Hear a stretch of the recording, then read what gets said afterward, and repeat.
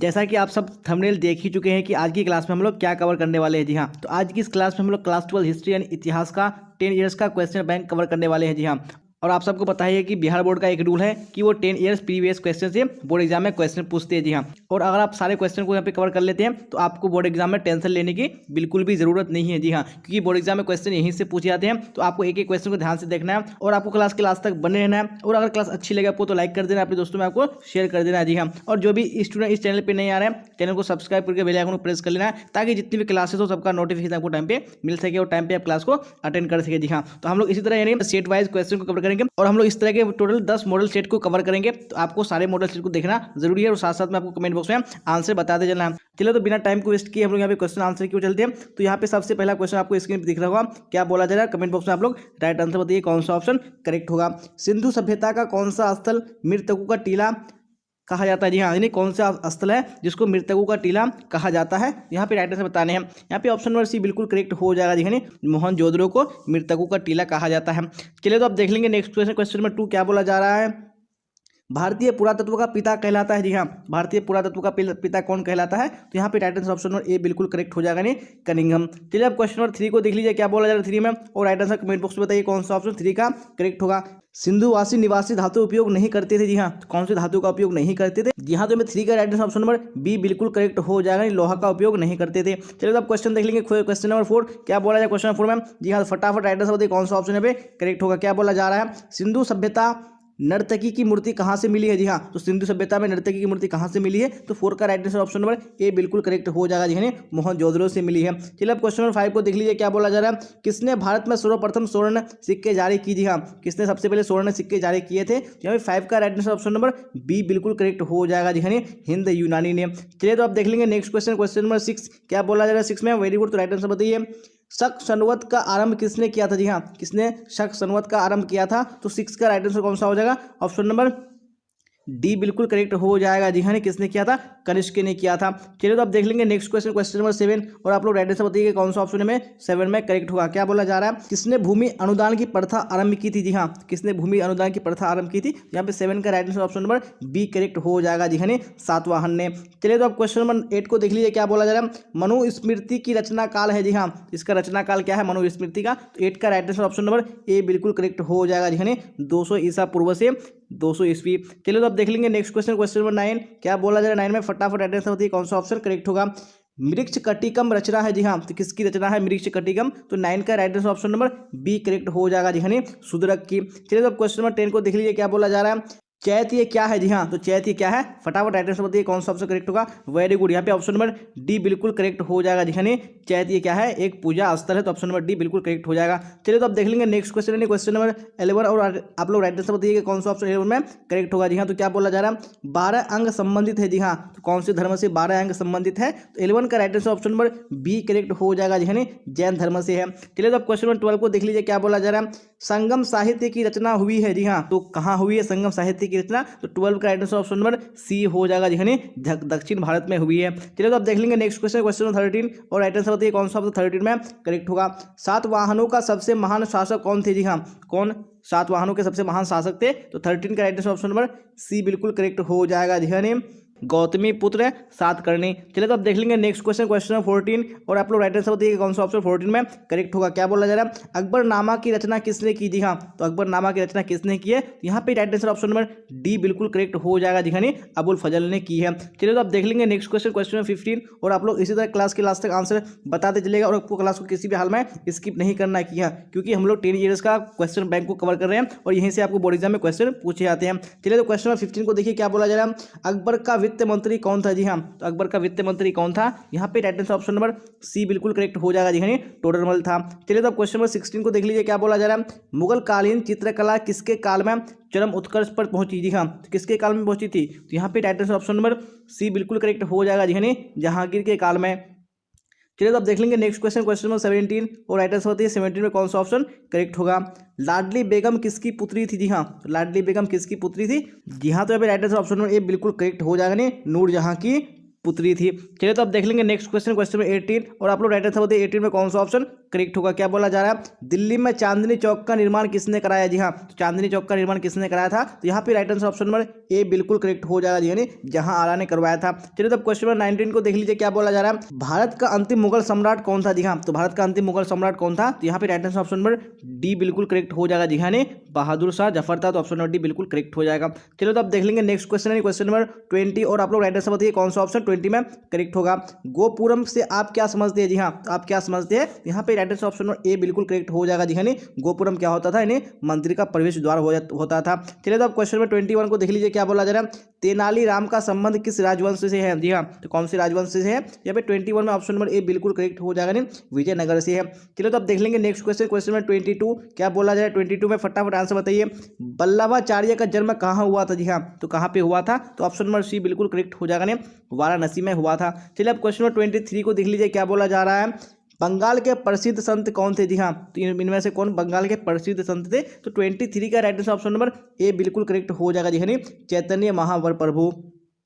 चलिए तो अब नेक्स्ट क्वेश्चन देख लीजिए, क्वेश्चन नंबर 24, क्या बोला जा रहा है, सुल्तानुल हिंद किसे कहा गया है? जी हाँ, तो किसको सुल्तानुल हिंद कहा गया है? तो 24 में ऑप्शन नंबर ए बिल्कुल करेक्ट हो जाएगा, ख्वाजा मोइनुद्दीन चिश्ती को कहा गया है। चलिए तो क्वेश्चन 25 देख लेंगे, क्या बोला जाए 25 में, फटाफट आंसर बताइए। यात्रियों का राजकुमार किसे कहा गया है? जी हाँ, इसको यात्रियों का राजकुमार कहा गया है। तो 25 में right answer option number B बिल्कुल करेक्ट हो जाएगा, जी ह्वेन सांग को। चलिए तो अब देख लेंगे नेक्स्ट क्वेश्चन, क्वेश्चन नंबर 26, और आप लोग राइट आंसर बताइए 26 में कौन सा ऑप्शन करेक्ट होगा। जी हाँ, तो क्वेश्चन स्क्रीन पे आ चुका है, कैप्टन हॉकिंस किस मुगल शासक के दरबार में आया था? जी हाँ, तो कौन से मुगल शासक के दरबार में आया था? तो मैं 26 में right answer option number B बिल्कुल करेक्ट हो जाएगा, जी हाँ, जहांगीर के काल में आया था। चलिए अब क्वेश्चन नंबर 27 को देख लीजिए, क्या बोला जा रहा है, जोतदार प्राय कहाँ रहते थे? जी हाँ, तो जोतदार कहाँ रहते थे? तो 27 में ऑप्शन नंबर ए बिल्कुल करेक्ट हो जाएगा, जी हाँ, गांव में रहते थे। चलिए आप देख लेंगे नेक्स्ट क्वेश्चन, क्वेश्चन नंबर 28, और आप लोग राइट आंसर बताइए 28 में कौन सा ऑप्शन करेक्ट होगा। जी हाँ, तो क्या बोला जा रहा है, अस्थायी बंदोबस्त में भूमि का स्वामी किसे माना गया था? जी हाँ, तो किसको माना गया था? तो यहाँ पे राइट आंसर ऑप्शन नंबर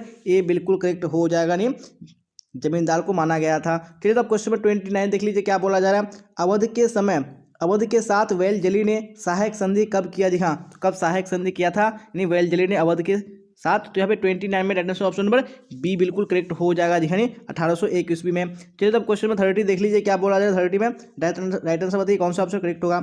1857 का सिपाही विद्रोह कहाँ प्रारंभ हुआ था? जी हाँ, तो कहाँ प्रारंभ हुआ था? तो 30 में right answer option number C बिल्कुल करेक्ट हो जाएगा, मेरठ में हुआ था।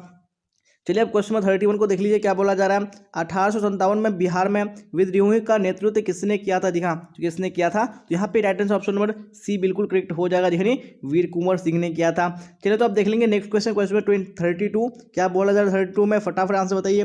प्लासी किस राज्य में स्थित है? जी हाँ, तो प्लासी कौन से राज्य में स्थित है? यहाँ पे right answer option number A बिल्कुल करेक्ट हो जाएगा, बंगाल में। चलिए अब क्वेश्चन नंबर 33 को देख लीजिए, क्या बोला जा रहा है, ईस्ट इंडिया द्वारा कलकत्ता में सर्वोच्च न्यायालय की स्थापना कब की गई थी? जी हाँ, तो कब की गई थी? तो ऑप्शन नंबर सी बिल्कुल करेक्ट हो जाएगा, 1773 ईस्वी में। चलिए अब देख लेंगे नेक्स्ट क्वेश्चन, क्वेश्चन नंबर 34, और आप लोग राइट आंसर बताइए कौन सा ऑप्शन यहाँ पे करेक्ट होगा। भारत की राजधानी कलकत्ता की जगह दिल्ली को कब लाया गया? जी हाँ, कब बनाया गया था दिल्ली को? तो यहाँ पे right answer option number A बिल्कुल करेक्ट हो जाएगा, 1911 ईस्वी में। चलिए अब नेक्स्ट क्वेश्चन देख लीजिए, क्वेश्चन नंबर 35, क्या बोला जा रहा है, भारत में जनगणना कब से प्रारंभ किया गया? जी हाँ, तो कब से जनगणना प्रारंभ किया गया भारत में? यहाँ पे right answer option number A बिल्कुल करेक्ट हो जाएगा, 1872 ईस्वी से। चलिए तो अब नेक्स्ट क्वेश्चन देख लेंगे, क्वेश्चन नंबर 36, और आप लोग राइट आंसर बताइए कौन सा ऑप्शन में करेक्ट होगा। जी हाँ, क्या बोला जा रहा है, बंगाल विभाजन किस वायसराय ने किए थे? जी हाँ, कौन से वायसराय ने किया था बंगाल विभाजन? तो ये 36 में राइट आंसर ऑप्शन नंबर कौन सा हो जाएगा? वेरी गुड, यानी बी हो जाएगा, कर्जन ने किया था। चलिए अब क्वेश्चन 37 को देख लीजिए, क्या बोला जा रहा है, सूरत फूट कब? जी हाँ, तो सूरत फूट कब हुआ था? यहाँ पे राइट आंसर बताने हैं। यहाँ पे 37 में कौन सा ऑप्शन करेक्ट हो जाएगा? फटाफट बताइए कौन सा ऑप्शन करेक्ट होगा। जी हाँ, यहाँ पे right answer option number B, यानी 1907 ईस्वी बिल्कुल करेक्ट हो जाएगा। चलिए अब देख लेंगे नेक्स्ट क्वेश्चन, क्वेश्चन नंबर 38, और आप लोग राइट आंसर बताइए कौन सा ऑप्शन 38 में करेक्ट होगा। क्या बोला जा रहा है, खिलाफत आंदोलन कब हुआ? जी हाँ, तो खिलाफत आंदोलन कब हुआ था? तो 38 में ऑप्शन नंबर ए बिल्कुल करेक्ट हो जाएगा, 1920 को हुआ था। चलिए अब क्वेश्चन 39 को देख लीजिए, क्या बोला जा रहा है, मुस्लिम लीग ने मुसलमानों के लिए पृथक राष्ट्र की मांग कब की? जी हाँ, तो कब मांग की थी? तो 39 में ऑप्शन नंबर बी बिल्कुल करेक्ट हो जाएगा, 1940 ईस्वी में। चलिए तो आप देख लीजिए क्वेश्चन नंबर 40, क्या बोला जा रहा है 40 में, फटाफट यहाँ पे आंसर बताइए कौन सा करेक्ट होगा। भारतीय संविधान सभा के प्रारूप समिति के अध्यक्ष कौन थे? जी हाँ, कौन प्रारूप समिति के अध्यक्ष थे? तो 40 के right answer option number C बिल्कुल करेक्ट हो जाएगा, जी हाँ, डॉक्टर भीमराव अंबेडकर हो जाएगा। जी हाँ, हम लोगों ने मॉडल सेट 1 कंप्लीट कर लिया। मैंने आपको बताया कि आपको 10 ईयर्स के प्रीवियस क्वेश्चन बैंक को कवर कराएंगे। तो अब हम लोग यहाँ पे मॉडल सेट 2 की ओर चलते हैं। तो आपको क्लास के लास्ट तक बने रहना है। अगर अब तक आपने क्लास को लाइक नहीं किया तो लाइक कर दिए और अपने दोस्तों को आपको शेयर कर देना है। जी हाँ, ताकि वो भी किस क्लास का बेनिफिट उठा पाएंगे और आपको क्लास के लास्ट तक बने रहना है। जी हाँ, क्योंकि आप सबको पता ही है कि 10 ईयर्स प्रीवियस क्वेश्चन बैंक से आपको एग्जाम में क्वेश्चन पूछे जाते हैं। तो आपको किसी भी हाल में क्लास को स्किप नहीं करना है और आपको क्लास के लास्ट तक बने रहना है। जी हाँ, तो हम लोग यहाँ पे मॉडल सेट 2 की ओर आ चुके हैं। तो आप लोग इसी तरह क्लास के लास्ट तक आंसर बता दीजिए कौन सा ऑप्शन करेक्ट होगा। जी हाँ, तो चलते देखते हैं क्वेश्चन नंबर 1 को क्या बोला जा रहा है क्वेश्चन नंबर में। फिर कमेंट बॉक्स में फटाफट आंसर बताइए कौन सा ऑप्शन करेक्ट होगा। जी हाँ, हड़प्पा सभ्यता किस काल की सभ्यता है। जी हाँ, तो कौन से काल की सभ्यता है हड़प्पा सभ्यता। तो यहाँ पे right answer option number C हो जाएगा। जी हाँ, कांस्य युग की सभ्यता है। चलिए अब क्वेश्चन नंबर 2 को देख लीजिए क्या बोला जा रहा है। हड़प्पा सभ्यता में सर्वप्रथम किस स्थल का उत्खनन हुआ है। जी हाँ, तो कौन से स्थल का उत्खनन हुआ सबसे पहले। तो 2 का right answer option number C हो जाएगा। जी हाँ, हड़प्पा का हुआ है। चलिए तो आप देख लेंगे नेक्स्ट क्वेश्चन, क्वेश्चन नंबर 3 और आप लोग राइट आंसर बताइए कौन सा ऑप्शन 3 में करेक्ट होगा। पशुपति शिव की मुहर पर किस पशु का चित्र नहीं है। जी हाँ, कौन से पशु का चित्र नहीं है। तो यहाँ पे 3 में right answer option number C बिल्कुल करेक्ट हो जाएगा। जी हाँ, सांड का चित्र नहीं है। चलिए अब क्वेश्चन नंबर 4 को देख लीजिए क्या बोला जा रहा है। जनपद शब्द इंगित करता है। जी हाँ, जनपद यानी जनपद शब्द किसको इंगित करता है। तो 4 का right answer option number A बिल्कुल करेक्ट हो जाएगा। नहीं, प्रशासनिक अधिकारी को इंगित करता है। चलिए तो आप देख लेंगे नेक्स्ट क्वेश्चन, क्वेश्चन नंबर 5 और आप लोग कमेंट बॉक्स में राइट आंसर बताइए कौन सा ऑप्शन करेक्ट होगा। मौर्य काल में राजकीय कृषि का प्रधान था। जी हाँ, तो राजकीय कृषि का प्रधान कौन था मौर्य काल में। यहाँ पे right answer option number B correct हो जाएगा। जी हाँ, सीता अध्यक्ष। चलिए अब क्वेश्चन नंबर 6 को देख लीजिए क्या बोला जा रहा है। शतसाहसी संहिता का दूसरा नाम है। जी हाँ, तो शतसाहसी संहिता का दूसरा नाम क्या है। यहाँ पे ऑप्शन नंबर सी बिल्कुल करेक्ट हो जाएगा। जी हाँ, महाभारत। चलिए अब नेक्स्ट क्वेश्चन देख लीजिए क्वेश्चन नंबर 7 और राइट आंसर बताइए कौन सा ऑप्शन करेक्ट होगा। जी हाँ, तो क्या बोला जा रहा है। मनुस्मृति में कितने प्रकार के विवाह की चर्चा है। जी हाँ, तो कितने प्रकार के विवाह की चर्चा है। यहाँ पे ऑप्शन नंबर बी बिल्कुल करेक्ट हो जाएगा। नहीं, 8 प्रकार के। चलिए अब क्वेश्चन नंबर 8 को देख लीजिए क्या बोला जा रहा है। प्राचीनतम वेद कौन है। जी हाँ, तो इनमें से कौन प्राचीनतम वेद है। तो 8 का right answer option number A बिल्कुल करेक्ट हो जाएगा। जी हाँ, ऋग्वेद। चलिए तो अब देख लेंगे नेक्स्ट क्वेश्चन, क्वेश्चन नंबर 9 क्या बोला जा रहा है। 9 में फटाफट आंसर बताइए। ऋग्वेदिक कार्यों के सर्वप्रमुख देवता थे। जी हाँ, कौन सबसे प्रमुख देवता थे। तो 9 का right answer option number B बिल्कुल करेक्ट हो जाएगा। जी हाँ, इंद्र। चलिए अब क्वेश्चन नंबर 10 को देख लीजिए क्या बोला जा रहा है। आजीवक संप्रदाय के संस्थापक थे। जी हाँ, तो आजीवक संप्रदाय के संस्थापक कौन थे। तो ऑप्शन नंबर बी बिल्कुल करेक्ट हो जाएगा। नहीं, मखली गोसाल। चलिए अब देख लेंगे नेक्स्ट क्वेश्चन, क्वेश्चन नंबर 11 क्या बोला जाए। 11 में फटाफट आंसर बताइए कौन सा ऑप्शन करेक्ट होगा। महात्मा बुद्ध को कहाँ ज्ञान प्राप्त हुआ था। जी हाँ, तो कहाँ पे ज्ञान प्राप्त हुआ था इनको। तो ऑप्शन नंबर बी यानी बोध गया बिल्कुल करेक्ट हो जाएगा। चलिए अब क्वेश्चन नंबर 12 को देख लीजिए क्या बोला जा रहा है। निर्गव का अर्थ क्या है। जी हाँ, तो निर्गव का अर्थ क्या है। तो 12 में ऑप्शन नंबर सी बिल्कुल करेक्ट हो जाएगा। नहीं, सन्यासी। चलिए आप देख लीजिए नेक्स्ट क्वेश्चन, क्वेश्चन नंबर 13 क्या बोला जा रहा है। फटाफट आंसर बताइए। पाणिनि के अष्टाध्याय रचित है। जी हाँ, तो इसने कितने ईस्वी में रचा गया है। तो 13 का right answer option number B यानी 500 ईसा पूर्व करेक्ट हो जाएगा। चलिए अब क्वेश्चन नंबर 14 को देख लीजिए क्या बोला जा रहा है। तंबाकू का सेवन सर्वप्रथम किस मुगल सम्राट ने किया। जी हाँ, कौन से मुगल सम्राट ने किया था। यहाँ पे right answer option number A यानी अकबर बिल्कुल करेक्ट हो जाएगा। चलिए अब नेक्स्ट क्वेश्चन देख लीजिए क्वेश्चन नंबर 15 क्या बोला जाए। 15 में फटाफट आप लोग आंसर बताइए कौन सा ऑप्शन करेक्ट होगा।